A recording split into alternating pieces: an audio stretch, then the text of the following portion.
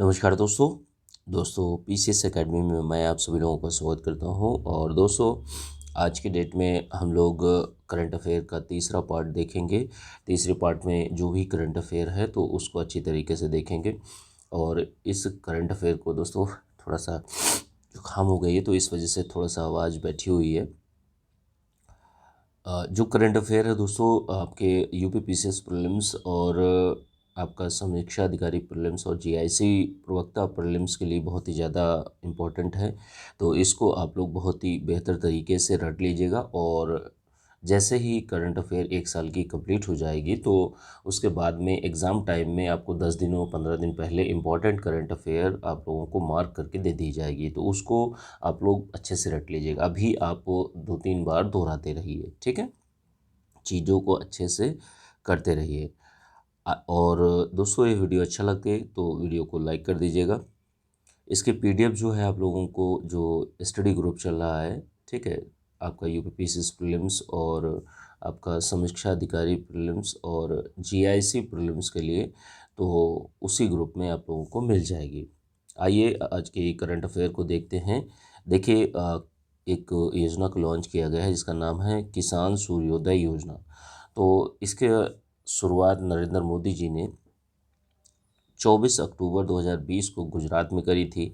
इसका उद्देश्य क्या था? इसका उद्देश्य जो है जो किसान होते हैं तो किसानों को सिंचाई हेतु सुबह 5 बजे से लेके रात 9 बजे तक बिजली उपलब्ध कराना, जिससे वो सिंचाई कर सकें। तो इसके लिए मेनली यह योजना शुरुआत की गई है। इसका बजट जो है सॉरी इसका बजट जो है 3500 करोड़ रुपए रखा गया है। आगे देखते हैं।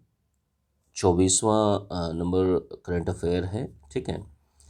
अगली करंट अफेयर जो है, भारत का सबसे बड़ा हृदय अस्पताल बनाया गया है। तो यह ज़रूरी है कि ये कहाँ पर बनाया गया है, ठीक है। तो ये अहमदाबाद में इसका उद्घाटन किया गया है और इसका उद्घाटन भी नरेंद्र मोदी जी ने किया है, ठीक है। और ये है कहाँ पर? UN Mehta institute of cardiology and research centre में इसकी स्थापना की गई है, ठीक है।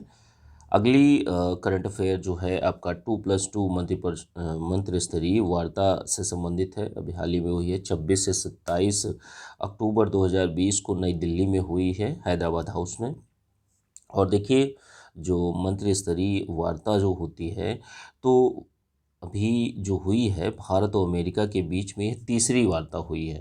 तो अगर बैक में जाकर पूछेगा तो ये पूछ सकता है कि भाई पहली 2+2 वार्ता कब हुई थी? तो ये 6 सितंबर 2018 को नई दिल्ली में हुई थी। दूसरी जो 2+2 वार्ता हुई थी, सॉरी, तो दूसरी जो 2+2 वार्ता हुई थी तो वो 18 दिसंबर 2019 को वाशिंगटन डीसी अमेरिका में हुई थी। अब इसमें होता क्या है कि जैसे देखिए, जो अमेरिका है और इंडिया है, तो इंडिया के रक्षा मंत्री और विदेश मंत्री और अमेरिका के रक्षा मंत्री और विदेश मंत्री, तो इसमें मंत्री स्तरीय वार्ता कहा जाता है, ठीक है।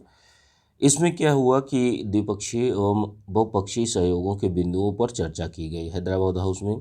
इस पर जो जोर दिया गया, मुख्यतः जो जोर दिया गया है वो रक्षा नवाचार पर जोर दिया गया है, ठीक है। और इसमें एक एग्रीमेंट भी हुआ है। उस एग्रीमेंट को भी आप लोग याद रखिएगा कि जैसे basic exchange and cooperation agreement, ठीक है। तो ये हुआ है। इसमें क्या होगा कि दोनों देशों के मध्य जो सामरिक डेटा जो होता है उसका आदान प्रदान किया जाएगा, ठीक है। अगली करंट अफेयर की न्यूज़ कौन सी है? आपकी लुहरी जल विद्युत परियोजना से संबंधित है। इसको केंद्र सरकार, केंद्रीय मंत्रिमंडल से मंजूरी मिली है 4 नवंबर 2020 को। और यह लुहरी जल विद्युत परियोजना है कहाँ पर? तो यह आपकी है हिमाचल प्रदेश में सतलज नदी पर है। इसकी क्षमता जो है 210 मेगावाट आकी गई है, ठीक है, अनुमानित की गई है। और इससे बिजली जो उत्पादन है वो प्रतिवर्ष 7,582 लाख यूनिट होगा। इसकी समयावधि कितनी है? टाइम पीरियड कितना है? 40 वर्ष है। तो ये मुख्य मुख्य बातें हैं लुहरी जल विद्युत परियोजना की। आगे चलते हैं। अगली करंट अफेयर जो है, बहुग्राम जल विद्युत आपूर्ति योजना। तो इसकी शुरुआत 6 नवंबर 2020 को हुई है। और ये देश की पहली ऐसी योजना है जो देश की सौर आधारित, ध्यान रखिएगा, देश की पहली ऐसी योजना है जो सौर आधारित एकीकृत बहुग्राम जल आपूर्ति योजना है, ठीक है। और यह है कहाँ पर, इसका भी आप लोग खास ख्याल रखिए कि जैसे अरुणाचल प्रदेश में है, किस राज्य में है, अरुणाचल प्रदेश में है। और इसका शुभारंभ किसने किया, जो केंद्रीय जल शक्ति मंत्री हैं गजेंद्र सिंह शेखावत, तो उनके द्वारा इसको स्टार्ट किया गया है। अब अगली करंट अफेयर जो है एनीमिया मुक्त भारत की है, सॉरी, एनीमिया मुक्त भारत की है। एक एनीमिया मुक्त भारत सूचकांक जारी किया गया है 2020-21। तो इसको जारी जो किया गया है, जारी करता संगठन जो है तो वो है आपका स्वास्थ्य एवं परिवार कल्याण मंत्रालय, और इसके साथ मिलकर जो सपोर्ट दिया है वो यूनिसेफ ने दिया है। सीट्स पर कौन है, सीट्स पर आपका हरियाणा है और सेकंड पर है पश्चिम बंगाल। तो ये थोड़ा सा डेटा इससे संबंधित है, इसको आप लोग ध्यान रखिए। अगली करंट अफेयर की जो न्यूज़ है वो आपकी कृषि विधेयक से संबंधित है, जो इन दिनों काफ़ी चर्चा में है। कृषि विधेयक जो अध्यादेश लाए गए थे 2020 में, तो ये काफ़ी चर्चा में भी हैं और इनका विरोध भी हो रहा है। जितने भी किसान आंदोलन के लोग हैं, वो अपना किसान मोर्चा के लोग हैं, वो सभी लोग विरोध कर रहे हैं इन बिलों का। तो अब इन सारी चीज़ों के बारे में जानेंगे। देखिए, जो कृषि अध्यादेश विधेयक है, तो जून 2020 को मंत्रिमंडल ने 3 अध्यादेश पारित किए थे।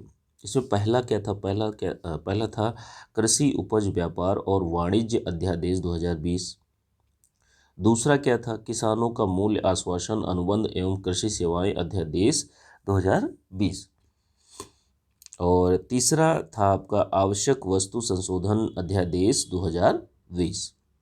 ये 3 अध्यादेश, सॉरी थोड़ा सा जुकाम हो गई है, इसी वजह से आवाज़ भी ठीक नहीं आ पा रही होगी।